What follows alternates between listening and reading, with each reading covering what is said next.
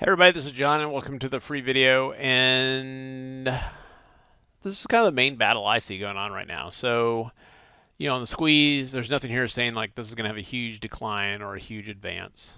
In terms of the accumulation distribution, there's a little bit of distribution going on here, and the price is decelerating.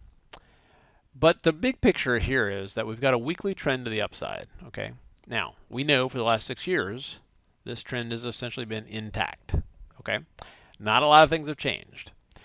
Right now, we're in the midst of a multi-week downtrend on the daily chart. I do think things are going to come to a head, and we kind of violently chop our way down to this weekly uptrend line, and then we see who wins, right?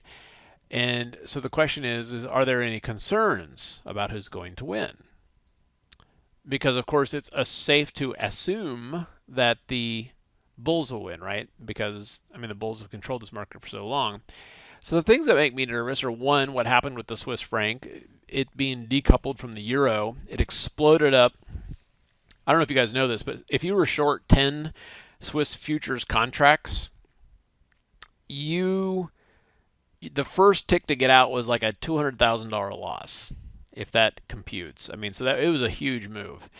I guess luckily the Swiss franc was not an actively traded currency, just because it was traded in such a narrow range. But if you had a $30,000 account, you could take home 10 Swiss franc futures contracts home overnight. You wake up the next morning, you're down. You got a $200,000 loss, now $170,000 debit in your futures account. So that's that.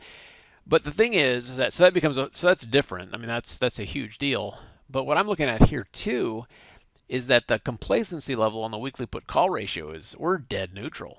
So here we are. The markets are kind of trending down. You can see here it got into a panic beginning of 2014 that led to a rally. Okay. And here we got a little complacent, a little too bullish, and that just kind of led to a pretty massive decline. So right now we're dead neutral. Okay, and that's important to kind of understand, because what that means is that if you are,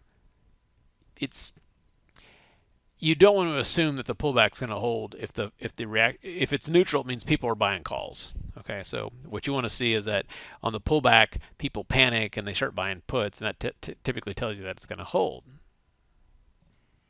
So in terms of prices, one of the things I'm going to be looking at here, and of course one thing to keep in mind is that we do have a ascending wedge here that's been broken. Okay, that's bearish.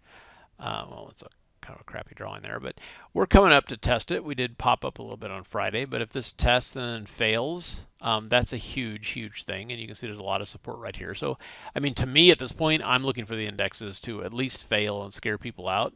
Not necessarily taking out these lows, but coming down to like 1892. I have a hard time getting excited about the idea of being long right here.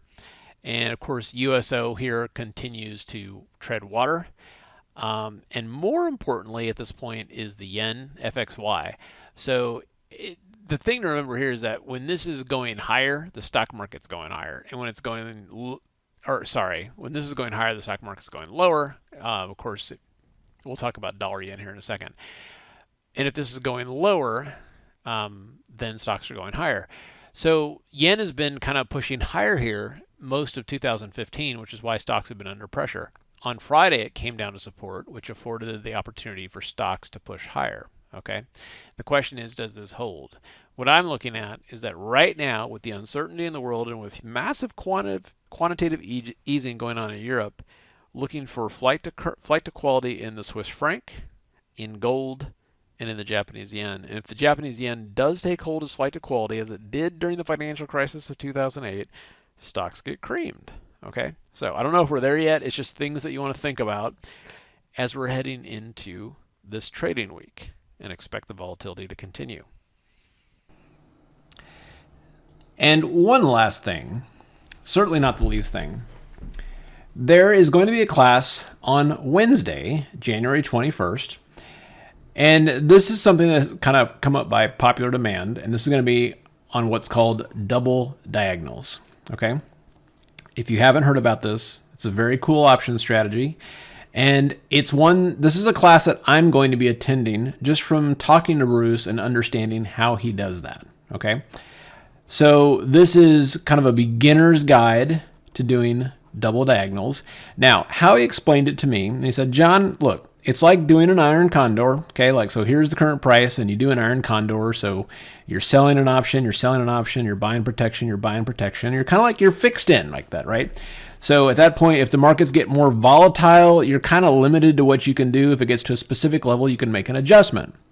With a double diagonal, you can actually, at will, widen and tighten the risk and the playing field in which you're playing, which is pretty awesome. And I said, okay, so is this something that you do just for earnings or special situations? He's like, John, this is like one of my most consistent, higher powered, income producing strategies that I use month after month. And we all know with options, there's like, there are a lot of different strategies. He also likes, double calendars and things like that. And he's just like, this is the one that's the most flexible in terms of at any time you want, being able to increase the amount of reward or decrease the amount of risk or a combination of the two, however you see fit, as long as you understand how to do that. I was like, okay, that's just pretty awesome. So he's going to be talking about what is a double diagonal, how you might want to start looking at incorporating this hybrid trade into your own strategies. He's going to talk specifically how he uses it, and of course how and why it works, specific guidelines for the trades, and how to avoid common mistakes. When you're learning something like this, double diagonals can sound super intimidating. It's like, oh my God, that's crazy. I'm not going to do it. But for him, it's like, look, here's a checklist, and this is actually, even though on the surface it sounds like a complicated option strategy, it's actually easy and it's a much more powerful than something as simple as doing iron condors, okay? How to enter, exit, manage, and adjust the trade.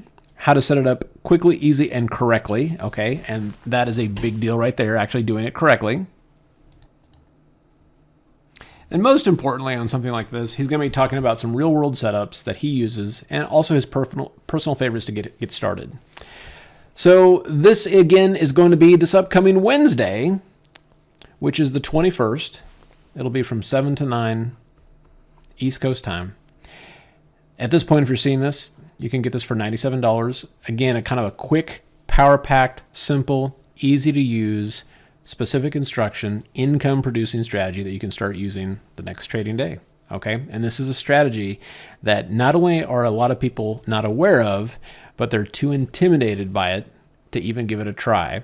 And Bruce is going to lay it out in a simple, easy to follow format, and it's one of the more powerful income producing techniques that you'll be able to utilize. All right?